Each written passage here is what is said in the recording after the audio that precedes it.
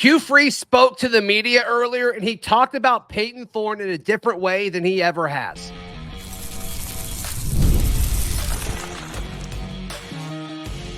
You are Locked On Auburn, your daily podcast on the Auburn Tigers. Part of the Locked On Podcast Network, your team every day. Yes, welcome on into Locked On Auburn, your daily Auburn Tigers podcast. I'm your host, Zach Blackerby, and thank you so much for making Locked On Auburn your first listen every single day. We're dapping it up. Darrel, Dapprich, Montgomery radio legend, hanging out with us. Hugh Freeze just got done talking to the media. Darrel recapping that Cal game, and of course, the conversation was around the quarterbacks.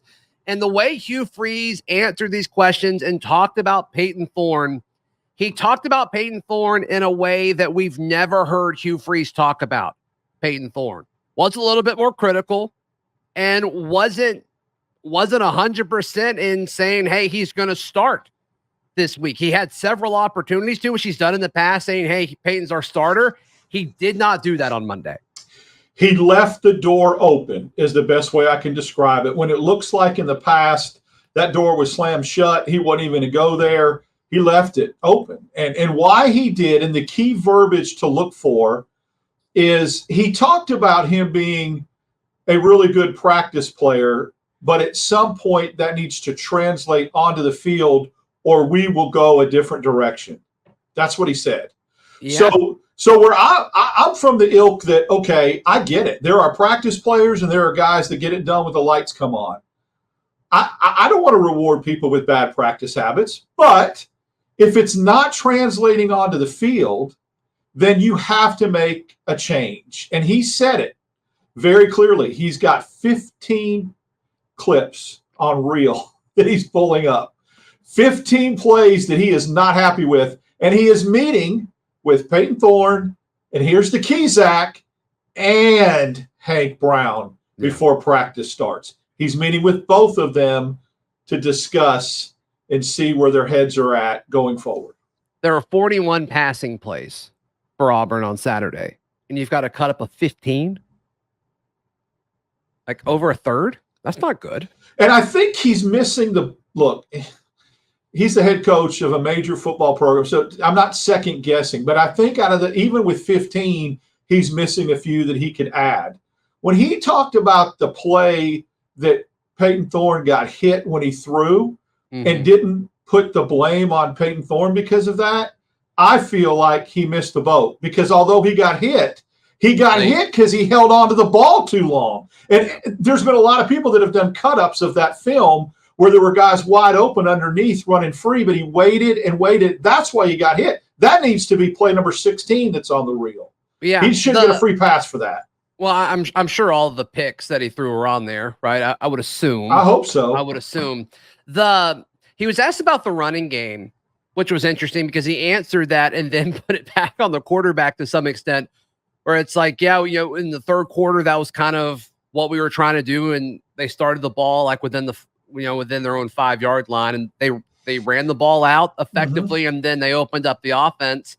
And he said, I'm paraphrasing here, but he's like, we'd opened up the offense again, and we turned it over when we had wide receivers that were wide open. And to me, I think that's him saying, like, hey, it's not the scheme. It's not the scheme. It's execution. And to me, like, him saying that publicly, like, he's been so, I don't want to say defensive of Payton Thorne, but so in favor of Payton Thorne publicly. Like, this felt different. Darrel, this felt like, okay, yeah, I'm setting up a potential quarterback change in the future. And somebody asked him, hey, could there be anything that happens between now and Saturday where there is a change? And he danced around it. He didn't say no. And I think that's pretty telling. Well, when you talk about, he alluded to the play calls were there after they got out of the shadow of their own end zone and went to base offense. He was very bold. He not only alluded to it, he said, I liked some of the play calling. We had the right plays called, but if he's missing things, then am I not showing him? Am I doing something wrong that he's not picking it up? Because when I'm looking at it on tape, it's there. That's telling. And then the question that Philip Marshall asked about could something be done between now and Saturday? And he wouldn't commit one way or the other. He said, I don't want to, I'm not going to lie to you guys, but I'm not going to make that decision until I watch a week of practice, until I have a chance to meet with both of them. So again, that's not a definitive. Do you think it's genuine? Like, do you think that it's genuine, or is this a message to Payton Thorne?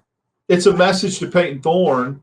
Okay. But I also think two things can be true at once. Mm-hmm. And I think that it's a message to Payton Thorne that if Payton Thorne doesn't receive, it's genuine and he'll go a different direction. I think it's twofold. I really do. I don't think it's just window dressing and coach speak to get Payton Thorne to play at a higher level, because that's what he really wants. Of course he wants that to happen. We all do. But I think he wants this message delivered to Payton Thorne, and for Payton Thorne to understand this can't continue, because I'll be willing to make a change if it does. Yeah. Yeah. I mean, I don't know. The practice thing drove me crazy, though. I ain't going to lie to you. I mean, I'm sorry. When he started that and said, I hate to make a young man, to not play a young man, it's exactly how he said it, that performed so well in practice, I just wish I was there to say, so what? We don't practice. I feel like Allen Iverson. That doesn't matter when the lights come on. And some people have the mentality where they just, when the game happens, they're better. And we got to see if that person's on the roster. Well, and that's kind of been the whole argument for Hank up to this point, where it's like, he seems like he's a gamer, you know? Right. Like, I don't think Payton Thorne's a gamer. Like, and you're not going to convince me, that Hank Brown also is not a very good practice player, because I believe he is, because of the tutelage and the quarterback coaching he got with Trent Dilfer and his IQ and where he played. This is not an indictment upon how Hank Brown practices. I think Hank Brown is a good practice player too and does the right things. So in that scenario, now he did say, use the word head and shoulders, that Payton Thorne's head and shoulders above everybody else in practice. And I struggle and have a hard time believing that. Yeah. And I wonder, like, there's no way it's an even playing field, right? Like, why would Holden Gurner or Walker White at this point be throwing to Cam Coleman? Like, I'm sure Payton's the only one that's consistently throwing to Cam Coleman when they're in team, when they're doing 11-on-11 stuff. So, like, is that even fair? I don't know. I thought that was an interesting comment too. There was also one that I thought was pretty alarming. And I think it shows like the true hand here of like how bad the quarterback situation could be. I want to jump into something specific that Coach Freeze said in just a moment, right here on Locked On Auburn. Today's show is brought to you by our friends at 5 Hour Energy. Darrel, you love 5 Hour Energy. I love 5 Hour Energy. They've got all the different types of flavors out there, and we disagree on the favorite flavor, but that's okay. They're all great. They're all great. 5 Hour Energy fixes tired fast. Can you imagine being tired and not taking a 5 Hour Energy, Darrel? No, I mean, why? That's what it's there for. It serves its purpose. Serves its purpose.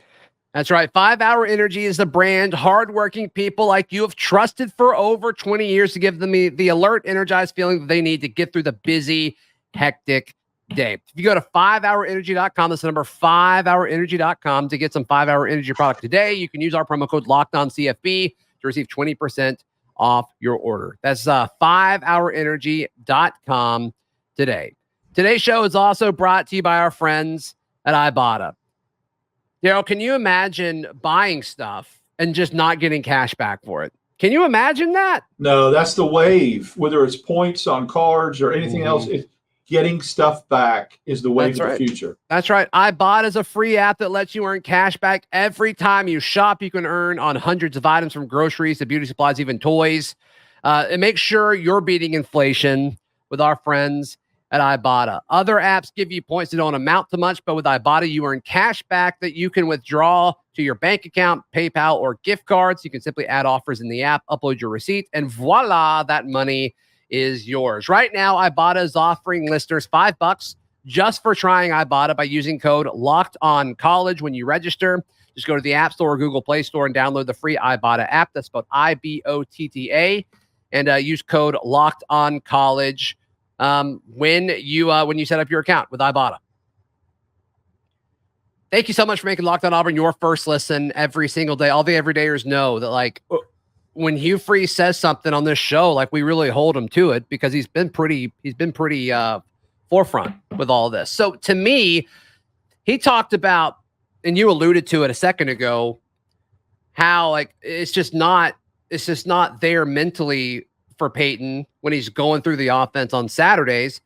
And he said something that I thought was pretty alarming. Looks like you know where I'm going with this. I bet I do. Where they're going to shorten the amount of packages on Saturday for New Mexico to see what we're dealing with.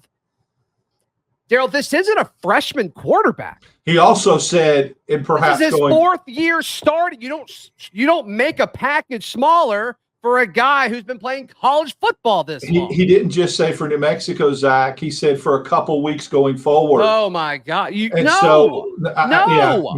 agree 100%. I knew where you were going with that. I came out of my chair when I heard that. Why do you do that? I mean, look, if you're going to dumb it down, and I don't mean that in a bad way. If you don't believe in him, don't start him anymore. Well, and if you're going to dumb it down, then why not dumb it down for the redshirt freshman? You see what I'm saying? Like, if you're going to reduce packages to simplify, now, is that telling? Is that a clue that maybe they're reducing packages and dumbing it down because they're prepared to pull the plug? I think that makes sense. Because he said before, Payton knows the offense backwards and forwards better than anybody. If you're reducing packages, you're doing it to benefit somebody that doesn't, i.e. not Payton Thorne. That's what I think. Could be wrong. My God, was I wrong a lot last week. But I think that that's a tell. Look, and see, that's where I'm not being ugly when I say that. I wish someone follows up and says, Coach, if you're reducing packages, would that not be beneficial for a redshirt freshman because that's who that doesn't know the playbook as well? Is that an indication that he might be ready to play because you're reducing packages? And see how he responds to that question. That would be a very telling response. Yeah, I mean, I just thought that was super, super alarming. So I went from being mad about that to maybe having a little bit of hope about that statement. How about that? And I don't know what we need to be hopeful for or not. I don't know. I have no clue. Like, a smaller offense is not good. Like, it's just not. Like in the SEC, like, you need to have as many options ready on Saturday as possible. But if you have a large thing of, like, if you go to a restaurant and you've got this massive menu, but most of the items aren't good, like, it doesn't matter, you know? That's true. And if you simplify and focus on what you do best, and that's a smaller portion, then you go ahead and just do that. Like, I feel like Auburn when they run first, quarterback run or running, and then throw off of that, they look better. I'm with you. All right, we just want to throw up a quick reaction. Keontae Scott looks like his hamstring's still bothering him. He said Cam Coleman and Izavian Miller are both questionable for Saturday. He said Cam Coleman would be more likely to play on Saturday than Izavian Miller. With Izavian Miller, the right tackle, probably not playing on Saturday based off the way Freeze was talking about it. Probably moving Dylan Wade to one of the tackles, and then Percy Lewis and Tyler Johnson would also get reps at both sides too. He also mentioned Tate Johnson at guard. So we'll see exactly what that looks like over the course of the week. We'll talk about it here every day on Locked On Auburn. Darrel, how can people check out everything you've got going on? Follow me on X, Dap6410, Instagram, Darrel Dap, Wednesdays, Fridays, and the reaction show with you right here on Locked On Auburn. Yes. Like the video, please subscribe. We'll see you next time. This has been Locked On Auburn.